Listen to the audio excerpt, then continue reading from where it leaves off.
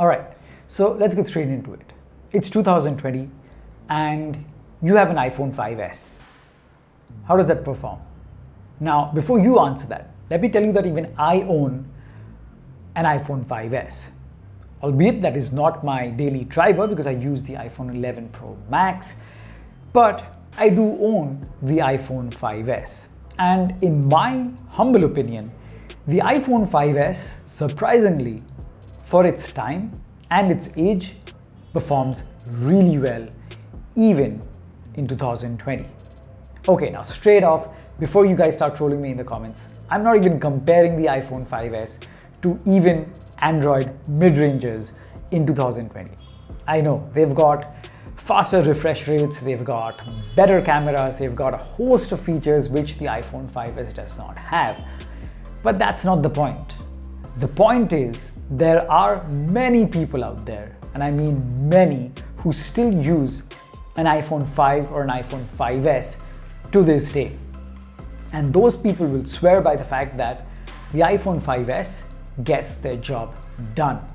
Now, one thing you have to consider when I give you these points, or these are my opinion, you have to consider that not everyone is a tech nerd or a tech enthusiast, such as me. So for me, every year that they bring out a new iPhone, I have to get the best and the flagship model. Like I had the iPhone XS Max last year, I got the 11 Pro Max last year, and right now I'm waiting for the 12 Pro Max this year. So it's different for me because I love tech. This is what I'm invested in, and that's why I make major investments in this field. But for a general consumer, for the general public, they are not even going to imagine to spend so much every single year for maybe incremental updates, which honestly, for the general public, they don't care about 120 Hz refresh rate. They don't care about the U1 or the ultra wideband chip that's inside the 11 Pro Max, or which will be in the 12 series as well. They don't care about the A14 Bionic, a 5 nanometer processor, the 11.8 billion transistors. They don't care. And if any of you watching, you're also a tech enthusiast, if you are a tech nerd like me, then the best example of who is this primitive human being who doesn't care about all this, I think in most cases, maybe not all, if you can look to your parents, at least for my parents, they don't even know, and they wouldn't even care about all of these jargons. What they would care about is a phone that has a big screen, that has a good camera, that has all the bells and whistles that they use every day, that has good storage, and maybe without realizing, they'd want the phone to be fast and not hang or lag every now and then. So they wouldn't know the terms, but this is what they would look for. So for most people, these technical things which we tech nerds love, they don't care about. So they're going to make a huge or a whatever kind of investment once, and then they're going to wait for 3, 4, or 5 years till they make the next move, when either their phone has a cracked screen that they don't want to repair because it's going to cost a lot, or it's absolutely given up, or they've done some damage, or they finally want something which is bigger, faster, or better. So that is the criteria for most, and that is absolutely normal and very logical. So again, it brings me back to the point that when I picked up my iPhone 5S, which I had bought in 2013, I was amazed as to how this phone still performs as it did in 2013. Now, going back to 2013 and the speeds we were used to back then, the iPhone 5S performs as good. It's smooth, and it was the first phone, I think, which had the 64-bit architecture, again, something that the general public don't care about.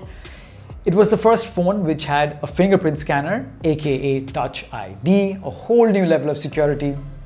Using this, there are a few things I really felt nostalgic about and a few things I really liked. So I'm using the 11 Pro Max, the top flagship from iPhone right now. It's blazing fast, the screen is amazing, the speakers are amazing, everything is brilliant about it, and it gets my job done. But when I held the iPhone 5S in my hand, it felt so comfortable. I mean, the four corners of the screen were easily reached by my thumb. The form factor, the mixture of metal and glass, this design language, with such a, that the cold feel of the aluminum on the sides and the glass, yes, it does feel fragile, but it just feels so good. And Touch ID, well, very slow compared to Face ID right now. But the fact that it was there back in 2013 and it still works is amazing. Now, the sad thing is, if I want to use this now, or even people using the iPhone 5S now, they'll know that there are many apps that are not supported anymore on the iPhone 5S, because many apps, the minimum iOS build required is iOS 13. So because the last update I got in the iPhone 5S was iOS 12.4.8, some minor bug fixes and improvements, standard language. So maybe certain apps, not many, but certain apps are not supported. So obviously it does show its age in that sense. And the camera, it was amazing back then. HDR, full HD photos, slow motion, everything. I mean, iPhones still have the best video hands down. I mean, you cannot argue about that. But it all had all that in 2013. So definitely, because I'm using the latest and greatest right now, in comparison, it does show its age. But the fact that it's still so smooth and it gets the job done even now, for most people who are still using it, they would have very less to complain. Now, few complaints would be, how do I get dark mode? I mean, dark mode is super popular and even I love it. It's always on my 11 Pro Max. The iPhone 5S doesn't have dark mode. But I found a way to kind of bypass certain things and get dark mode on the iPhone 5S.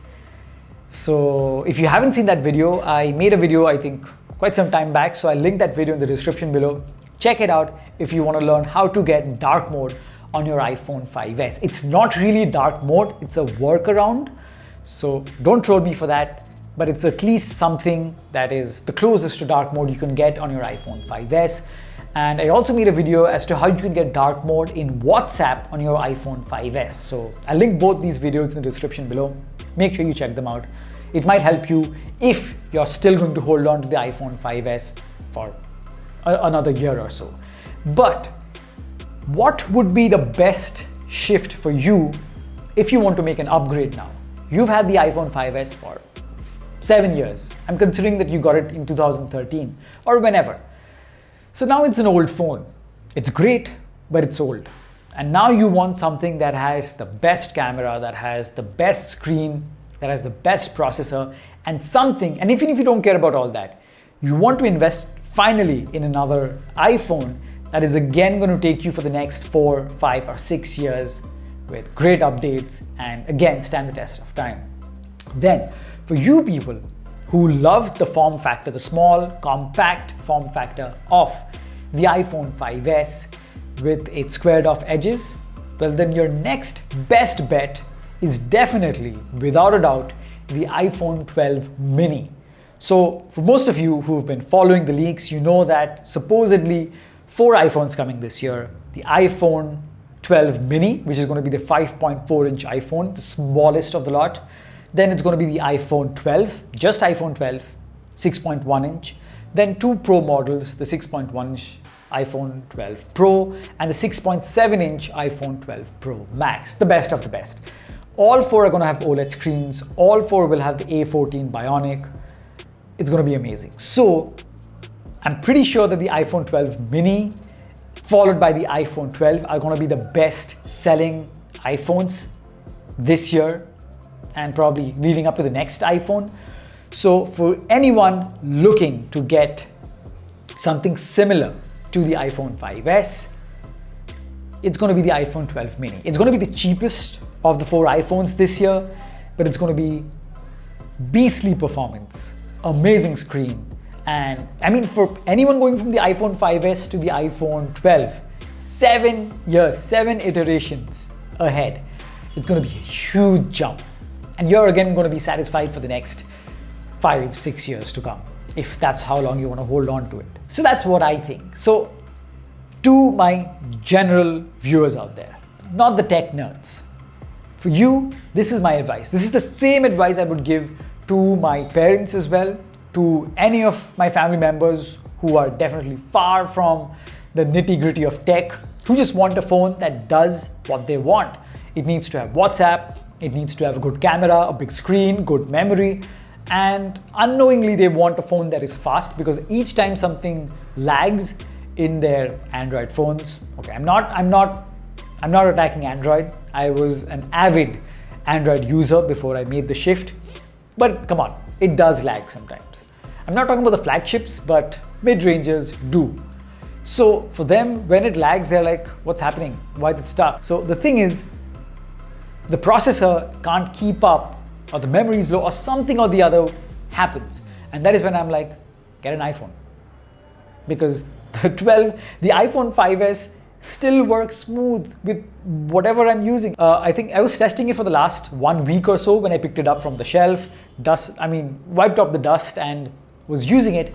And I was taking a few photos and editing them on Snapseed, and it worked flawlessly. Snapseed was working flawlessly.